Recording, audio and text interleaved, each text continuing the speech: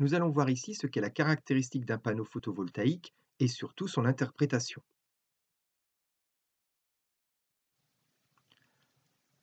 Pour cela, on va commencer par un exemple que vous connaissez bien, c'est-à-dire le compteur électrique qui se trouve généralement dans le garage d'une maison. Ce compteur est capable de délivrer une tension de 220 volts. À ce compteur sont reliées une multitude de prises qui sont réparties dans toute la maison. Chaque prise est capable de délivrer du 220 volts. Si on branche un appareil électrique sur une prise, à ce moment-là, du courant est délivré par la prise électrique. Ce courant se met à circuler dans le fil pour alimenter l'appareil électrique qui se met à fonctionner. Plus vous branchez d'appareils électriques, plus vous avez du courant qui est consommé. Et vous, à la fin du mois, ce que vous payez à votre fournisseur d'énergie, c'est le courant que vous avez consommé avec tous les appareils électriques que vous avez branchés. Donc si on doit faire un graphique qui traduit le comportement de votre compteur électrique, on va dire que ce compteur délivre du 220 volts. À ces bornes, il y a une différence de potentiel de 220 volts, une tension de 220 volts. Et bien sûr, quand on ne branche rien, eh bien, il n'y a pas de courant. Donc ici, I vaut 0, mais U vaut 220. Dès qu'on branche un appareil, on a besoin de courant. Donc ici, on a une valeur de courant, mais la prise délivre toujours du 220 volts. On a donc une droite verticale.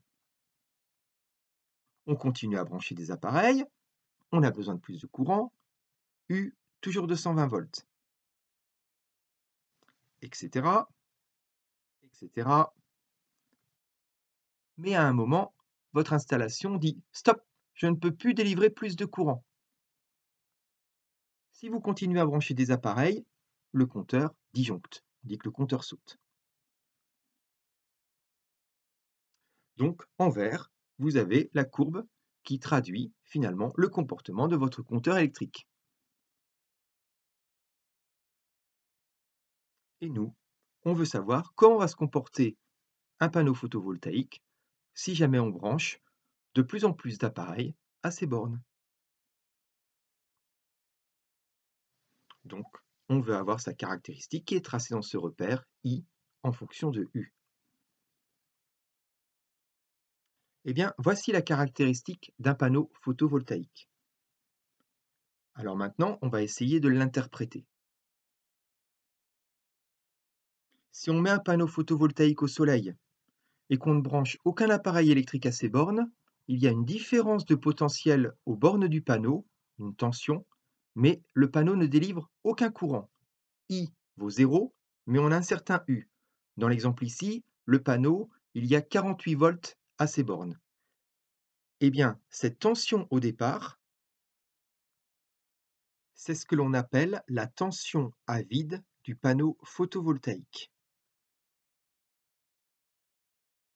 Si on branche un appareil électrique, on se rend compte que le panneau se met à délivrer du courant. Par contre, sa tension varie un tout petit peu. Elle baisse un tout petit peu par rapport à la tension à vide qu'on avait au départ. Si on branche plus d'appareils, U diminue encore un petit peu et le panneau délivre toujours plus de I. Mais à un moment, on voit que ça s'infléchit, c'est-à-dire c'est comme si le panneau avait du mal à donner plus de I. Et même à un moment, le panneau dit stop. Il dit, moi, avec la quantité de silicium que j'ai sur la cellule, ma surface, l'énergie rayonnante qui tombe sur moi, je ne peux pas donner plus d'électrons que ça. Je ne peux pas donner plus de courant que ça. Donc, j'ai atteint ma valeur limite. Mais si on s'entête à continuer à brancher des appareils électriques, eh bien, le courant, lui, délivré ne change pas et la tension aux bornes du panneau s'écroule dangereusement. À la limite, on arrive même jusqu'ici au point jaune. La cellule photovoltaïque, il n'y a plus aucune différence de potentiel à ces bornes, U vaut 0, et le courant qu'elle délivre est le courant maximum qu'elle peut donner et ce courant s'appelle l'intensité de court-circuit. Il est noté ICC. Il y a un autre point très intéressant, c'est le point qui est situé sur le coude de la caractéristique. En effet, lorsque l'on est là, c'est le top. C'est là que la cellule photovoltaïque délivre le maximum de puissance électrique. On peut dire que c'est là qu'elle est à son régime optimum. Enfin, il y a autre chose à observer.